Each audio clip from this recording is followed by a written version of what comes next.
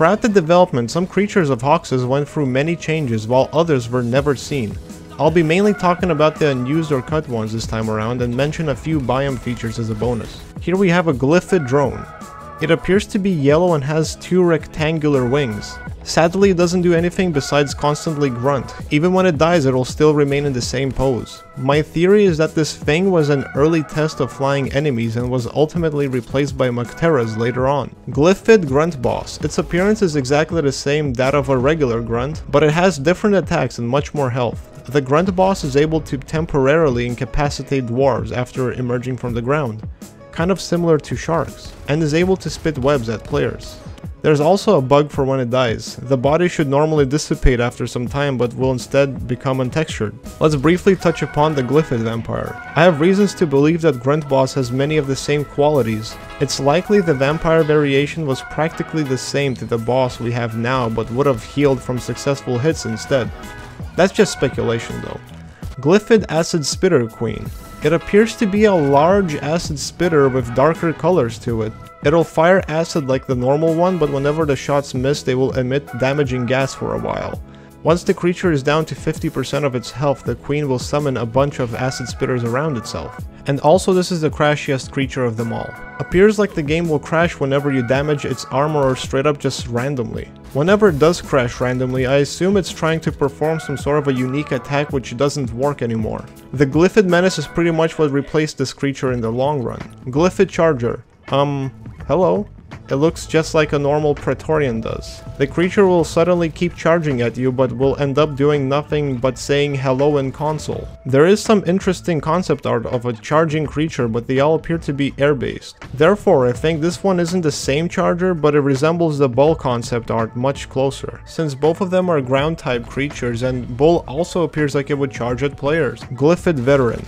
This was the first grunt variation we got. Its appearance kept changing a bit, but I mainly remember it as a grunt with a spiky purple back. The variant would differ from the grunt by featuring 50% more health and tougher armor. Later on was removed and instead we got Guard and Slasher. Here's what's likely the earliest appearance of a Dreadnought egg.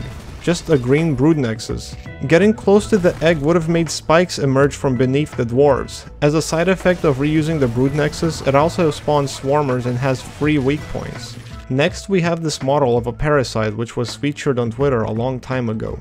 This Parasite was actually an early appearance of the creature infecting Betsy. When going through any relevant concept art, we can find this exact Parasite as one of the many designs that the Zynek Charge Sucker went through. Seems like it would have had a squish animation. I'd speculate this is either the Parasite reacting to damage or what state it would be in while the infected Betsy is in sleep mode. Next we have this gif of a cut pre-alpha creature. I have no idea what this thing is but would have 2 guesses. It's either a very early appearance of a Glyphid, or it's some sort of a mineral mimic monster. Those things on its back do look like crystals. Also, there were a few things of Glyphid grunts that are yet to make it into the game. Like in this clip we can see some different variations of the same creature, each having a varying number of legs. Guessing this was planned so each grunt doesn't look like a clone of each other. I speculate that this idea eventually evolved into, again, Guard and Slasher. Is that a mini bulk in the background? And there's this ass spin animation, assumedly just an in-office joke. Now let's take a look at the jelly family. Originally, there were 3 types of jellies. The small cave jelly ones that would shock players upon contact, the green jelly spike slingers that would shoot at players from a distance, and the large jelly breeder that would periodically spawn in small jellies. These were then removed and made a comeback on Update 12 as passive creatures in Dense Biozone. Then on Update 21, the classic small aggressive jellies were reintroduced under a brand new name, Netocite Shocker. These would only spawn in Dense Biozone and Glacial Strata, acting almost the same as the Update 6 jellies, except now they will slow you down. Then the model was completely changed on Update 23, and finally, on Update 24 the small jellies went through a minor model change, while the game reintroduced jelly breeders as the giant blimp-like creatures we see now. Oh, and the passive version of cave jellies were put back in Dense Biozone with the classic model under the name Netocite Cave Cruiser. Yeah, the jelly family has quite the history. Now, the Hydra. We see this mysterious giant creature attempt to strike the player in a short Twitter clip which was released during the game's anniversary. I did find it in the game files, and from data mining them a bit we can kinda figure out what it would do. Hydra would have some sort of a gas ball ranged attack, which assumedly would emit an acid cloud reference at the top of this list. Also features a spike attack, which likely would have made spikes emerge from the ground. Wait, that sounds familiar. And the melee attack, which is the one we saw in the clip. Of course, I'm just speculating on the other two attacks. No idea if we'll ever see this thing in game. A developer told me it's not cut but postponed for a long while. You can also find sucking plant from data mining the files, which seems to, well, suck stuff in. I asked the developer if it would suck you in and incapacitate, but he said it would just move you.